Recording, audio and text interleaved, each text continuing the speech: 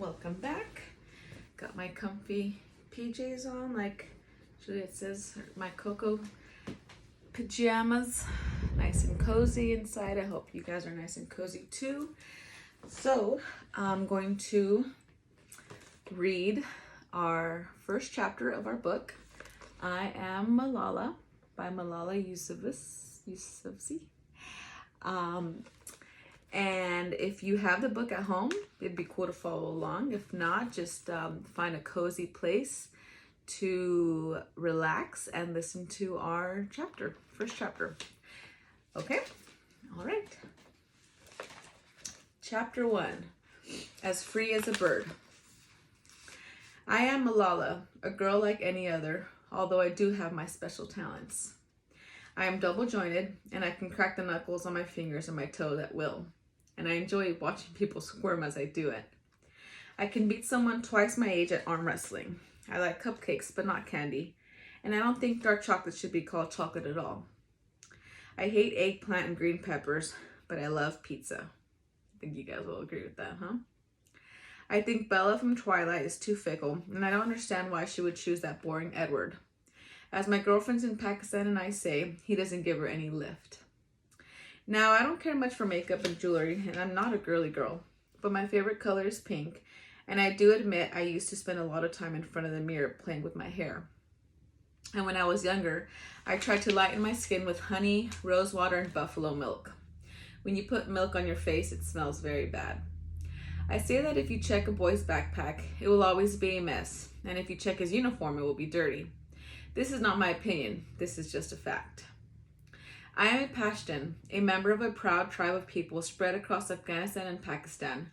My father, Ziauddin, and my mother, Tur Pikai, are from mountain villages, but after they married, they relocated to Mangora, the largest city in the Swat Valley, which is in northwest Pakistan, where I was born. Swat was known for its beauty, and tourists came from all over the world to see its tall mountains, lush green hills, and crystal clear rivers. I'm named for the great young Pashtun heroine Malala, who inspired her countrymen with her courage. But I don't believe in fighting, even though my 14-year-old brother, Kushal, annoys me to no end. I don't fight with him. Rather, he fights with me. And I agree with Newton. For every action, there is an equal and opposite reaction. So I guess you could say that when Kushal fights with me, I oblige him. We argue over the TV remote, over chores, over who's the better student, over who ate the last of the cheesy whatso-its, over whatever you can think of. My 10-year-old brother, Tal, annoys me less. And he is quite good at chasing down the cricket ball when we kick it out of bounds. But he does make up his own rules sometimes. When I was younger and these brothers started coming along, I had a little talk with God. God, I said, you did not check with me before sending these two. You didn't ask how I felt. They are quite inconvenient sometimes, I told God. When I want to study, they make a terrible racket. And when I brush my teeth in the morning, they bang on the bathroom door. But I have made my peace with these brothers. At least with the pair of them, we can play a cricket match. Remember we talked about what cricket was? It's that game with the ball. It kind of looks like golf, almost kind of. Just look it up and you'll see what cricket is.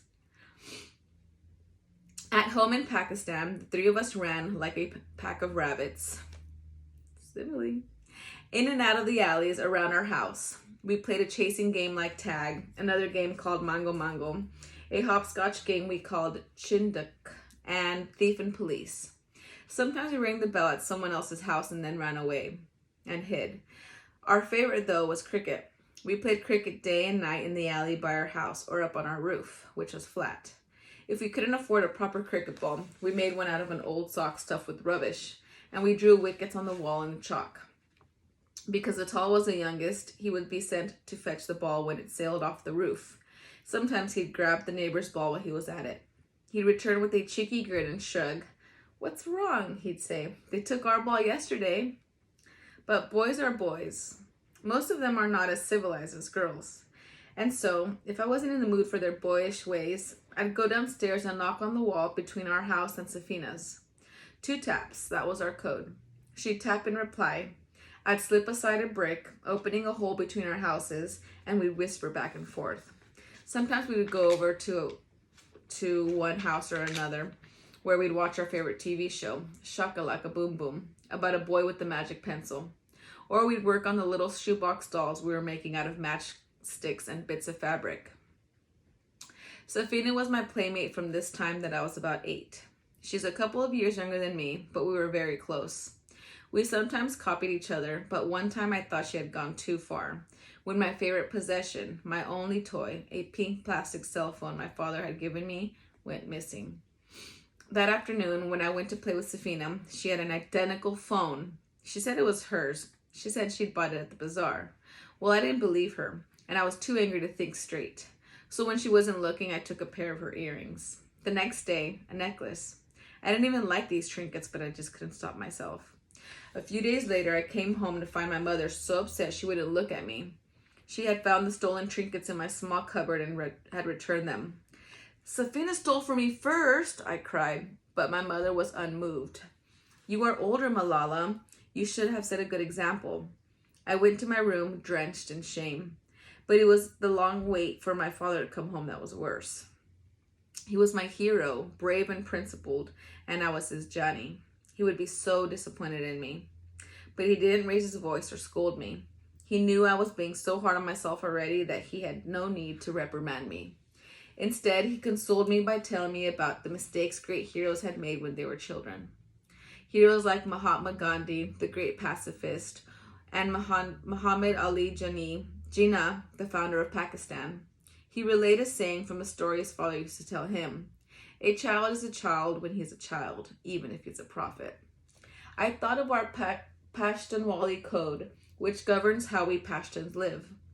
One part of that code is Badal, a tradition of revenge, where one insult must be answered by another, one death by another, and on it goes. I had had my taste of exacting revenge, and it was bitter. I vowed then that I would never partake in Badal. I apologized to Safina and her parents.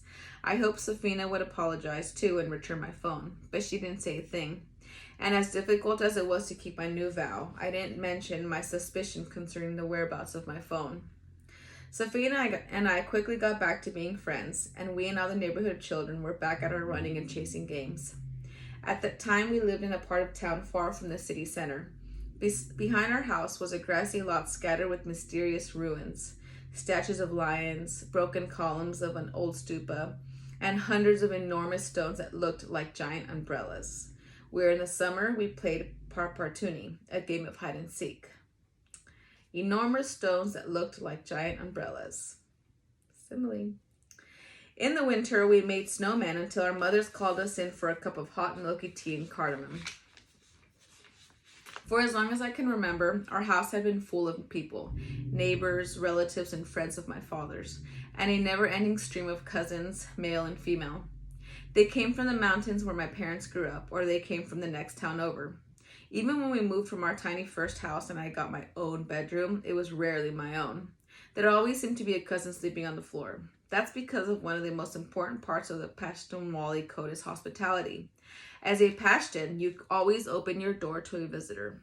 My mother and the women would gather on our veranda in the back of the house and cook and laugh and talk about new clothes, jewelry, and other ladies in the neighborhood, while my father and the men would sit in the men's guest room and drink tea and talk politics. I would often wander away from the children's games, tiptoe through the women's quarters, and join in the men. That, it seemed to me, was where something exciting and important was happening. I didn't know what it was exactly, and I certainly didn't understand the politics, but I felt a pull to the weighty role of the men. I would sit at my father's feet and drink in the conversation. I loved to hear the men debate politics, but mostly I loved sitting among them, hypnotized by this talk of the big world beyond our valley. Eventually, I'd leave the room and linger away among the women. The sights and sounds in their world were different. They were gentle, confiding whispers, tinkling laughter sometimes, raucous, uproarious laughter sometimes. But most stunning of all, the women's headscarves and veils were gone. Their long dark hair and pretty faces, made up with lipstick and henna, were lovely to see. I had seen these women nearly every day of my life observing the code of Purdah, where they cover themselves in public. Some, like my mother, simply draped scarves over their faces. This is called nikah. But others wore burqas, long flowing black robes that covered their head and face, so people could not even see their eyes. Some went so far as to wear black gloves and socks so that not even a bit of skin was showing. I'd seen the wives be required to walk a few paces behind their husbands. I'd seen the women be forced to lower their gaze when they encountered a man. And I'd seen the older girls who'd been our playmates disappear behind veils as soon as they became teenagers. But to see these women chatting casually, their faces radiant with freedom, was to see a wonderful new world. I was never much of a hand around the kitchen. I'll admit that I tried to get out of chopping vegetables or cleaning dishes whenever I could, so I didn't linger there long. But as I ran off, I'd always wonder how it felt to live in hiding. Living under wraps seemed so unfair and uncomfortable. From an early age, I told my parents that no matter what other girls did, I would never cover my face like that. My face was my identity. My mother, who was quite devout and traditional, was shocked. Can we